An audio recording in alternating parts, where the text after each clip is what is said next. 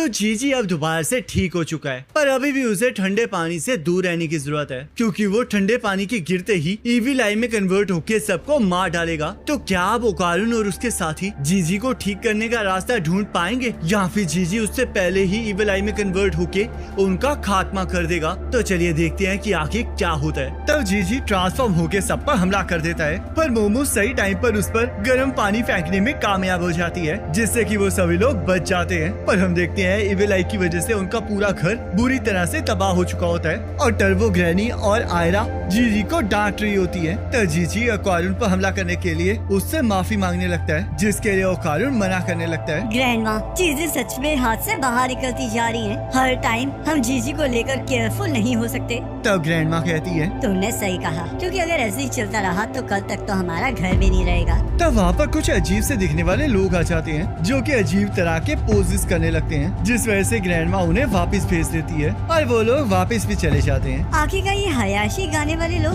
कब आने वाले हैं? और वैसे भी हमें एक फॉर्मेशन बनानी चाहिए, क्योंकि आयरा तो अपनी जगह पर बैठ ही नहीं रही है। तब आयरा और वो आपस में लड़ना स्टार्ट कर देते हैं और तभी वो अजीब से दिखने वाले बंदे वापस आ जाते हैं, जो कि असल में हयाशी ग्रुप के लोग होते हैं, और वो आके खुद को इंट्रोड्यूस करते हैं, जिन्हें देखकर वो हैरान हो जाते हैं, क्योंकि किसी को भी नहीं पता होता कि वो ऐसे दिखते हैं। तो हयाशी ग्रुप अपने इंस्ट्रूमेंट्स को सेट करने लगता है। जैसा मैंने सोचा था, ये लोग तो बिल्कुल ही अलग हैं। लगता है इसमें बहुत ज्यादा मजा आने वाला है। क्या ये लोग भी स्पिरिट मीडियम्स हैं? तब ग्रैंडमा कहती है, नहीं, ये स्पिरिट्स को सेंस नहीं कर सकते, पर इनकी परफॉर्मेंस सच में बहुत खतरनाक है। और वैसे भी अगर ये स्पिरिट्स को सेंस नहीं कर सकते तो एक्सोर्सिज्म के दौरान इविल स्पिरिट इन्हें तंग भी नहीं करेगी। तो हयाशी ग्रुप अपने इंस्ट्रूमेंट्स को चेक करने लगता है और यहाँ ग्रैंडमा भी एक्सोर्सिज्म के लिए सारी तैयारी कर लेती है। तो हयाशी ग्रुप बिल्डअप करने लगता है, जिस वजह से मोमो और ओकारुन एक्साइटेड हो जाते हैं और उनके लिए चीयर करने लगते हैं। तो हयाशी ग्रुप अपना रॉक बैंड स्टार्ट कर देते हैं, जो कि इतना ज्यादा पावरफुल होता है कि सभी लोग इसके लिए एक्साइटेड होने लगते हैं। और हम देखते हैं वहाँ पर मौजूद सारी आसपास की स्पिरिट्स भी हयाशी ग्रुप के गाने को सुनकर वहाँ पर आ जाती हैं और उनके गाने के साथ झूमने लगती हैं। तब जीजी को इविल आई की यादें दिखाई देने लगती हैं, जिस वजह से वो उस एक्सोर्सिज्म को रोकने के लिए कहने लगता है। तब ग्रैंडमा मोमो को अपनी साइकिक पावर से जीजी को पकड़ने के लिए कहती है, और जैसे ही मोमो जीजी को पकड़ती है, वैसे उसकी स्पिरिचुअल पावर से इविल आई की स्पिरिट लिंक हो जाती है, जिस वजह से उसे इविल आई की यादें दिखाई देने लगती हैं। प्लीज ऐसा मत करो, मैंने इसके साथ वादा किया है कि मैं इसके साथ खेलूंगा, क्योंकि ये तो बस किसी के साथ खेलना चाहता था। ये हमेशा से कैद था, पर इससे सपना देखा था कि ये कभी न कभी किसी के साथ खेलेगा, पर अब जब ये आजाद हुआ है तो ये फिर से मरने वाला है। ये तो सच में बहुत ज्यादा सैड बात है, प्लीज इसे मत मारिए। मैं वादा करता हूँ कि मैं कोल्ड वाटर से दूर रहूंगा, तो प्लीज ऐसा मत कीजिए। तब ग्रैंडमा उठकर एक्सोर्सिज्म को बंद कर देती है। अब यहाँ पर कोई भी एक्सोर्सिज्म नहीं होगा, क्योंकि मैं इविल आई को अपनी फैमिली में ज्वाइन करवाऊंगी। जिसे सुनकर सभी लोग हैरान हो जाते हैं। ग्रैंडमा, क्या सच में आप ये करने वाली है? तब ग्रैंडमा कहती है, तुमने जीजी की बात सुनी है ना, अब मुझे ये अच्छा लग रहा है कि वो ऐसा करना चाहता है। तब आयरा कहती है, तो क्या अब हमें इसका ध्यान हमेशा के लिए रखना पड़ेगा? मैं अपना प्रीशियस टाइम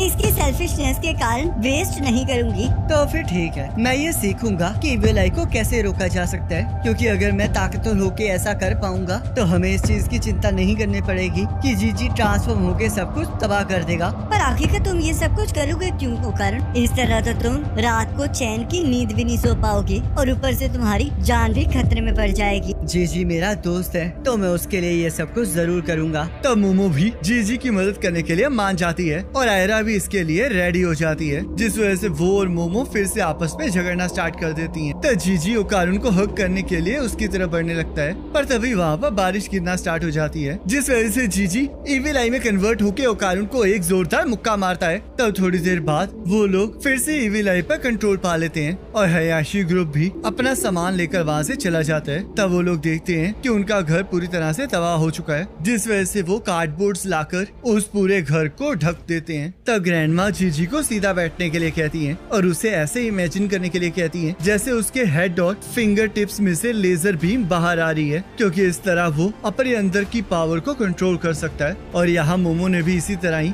अपनी पावर को कंट्रोल किया होता है, जिस वजह से जीजी को याद आता है कि मोमो बचपन में वो अजीब सा स्टेप इसलिए करती थी, तो इसलिए अब मोमो साइकिक पावर का इस्तेमाल कर पा रही है। इस पोज की वजह से ची बाहर आने लगती है और जब तुम इस स्टेट के अंदर एंटर कर जाते हो तब तुम भी स्पिरिचुअल एनर्जी का यूज कर सकते हो। तुम्हारी स्पिरिचुअल एनर्जी बहुत ज्यादा है जीजी, तो इसलिए अगर तुम उसे कंट्रोल कर पाओगे तो शायद तुम अकेले ही इविल आई को रोक पाओगे। तब वो लोग सो जाते हैं और रात को जीजी बाथरूम करने अकेला चला जाता है, जिस वजह से ओकारुन भी उसके पीछे चला जाता है ताकि वो इविल आई में कन्वर्ट ना हो। और ओकारुन उसे याद दिलाता है कि उसे गर्म पानी से अपने हाथ धोने। तब मोमो भी उन्हें देखने के लिए उठ जाती है। तब ओकारुन और जीजी उसे बताते हैं कि सब कुछ ठीक है, जिस वजह से वो दोबारा से सोने चली जाती है। तब वापस जाते हुए ओकारुन और जीजी देखते हैं कि घर में कुछ कपबोर्ड्स अलग हो चुके हैं, जिसे ओकारुन बंद कर देता है। मुझे माफ कर दो ओकारुन, ये सब कुछ मेरी वजह से हो रहा है। तुम्हें माफी मांगने की कोई जरूरत नहीं है, क्योंकि हम सभी लोग एक दूसरे का ख्याल रख रहे हैं। जब मुझे टर्बो ग्रैनी का कर्ज लगा था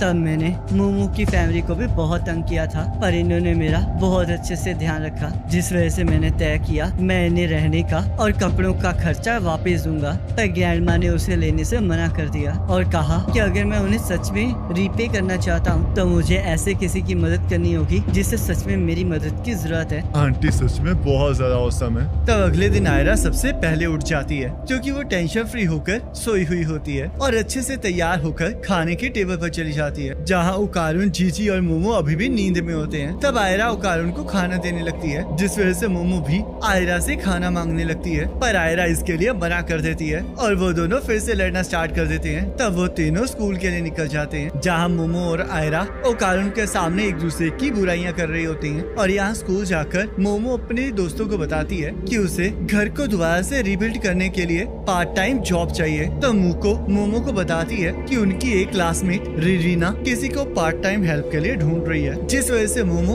उसकी मदद करने के लिए तैयार हो जाती है। तो मिको कहती है, मोमो मुझे नहीं लगता कि तुम ये काम कर पाओगी, क्योंकि तुम बहुत जल्दी ही अपने बॉस के साथ लड़ना स्टार्ट कर देती हो। तो मोमो कहती है, वो तो इसलिए क्योंकि मुझे अनरीजनेबल चीजें पसंद नहीं आती। और वैसे भी अब चिंता मत करो, मैं अब बड़ी हो चुकी हूँ, तो इसलिए मैं आसानी से हार नहीं मानूंगी। तो ये सुनते ही मिको और मुको को आइडिया आता है, जिस वजह से वो ओकारुन से मिलने चली जाती है और ओकारुन को बताती है कि मोमो पार्ट टाइम जॉब करने चली गई है, जिस वजह से ओकारुन को अब उनके साथ डेट पर चलना पड़ेगा। पर ओकारुन इसके लिए मना करने लगता है। तब मिको और मुको ओकारुन को जबरदस्ती अपने साथ लेकर जाने लगती हैं और उसे बताती हैं कि ये डेट नहीं है, बल्कि वो लोग बस साथ में चाय पियेंगे। अगर हम साथ में चाय पियेंगे तो उसे हम डेट ही कहेंगे ना। तो इसका मतलब अगर मोमो और जीजी एक साथ चाय पियेंगे तो उसे भी हम डेट कहेंगे, है ना? बिल्कुल भी नहीं, ऐसा कुछ भी नहीं होगा। तो फिर हमारी किस में ऐसा अलग क्यों है? तब वो लोग ओकारुन को लेकर एक रेस्टोरेंट में चली जाती हैं, जहाँ पर हम देखते हैं मोमो पार्ट टाइम जॉब करने आई होती है और ओकारुन को देखते ही वो शर्माने लगती है, जिस वजह से ओकारुन वहाँ से भागने की कोशिश करने लगता है, पर मिको और मुको उसे फिर से पकड़ लेती हैं। और गाइस, इसी के साथ ये एपिसोड खत्म हो जाता है। अब नेक्स्ट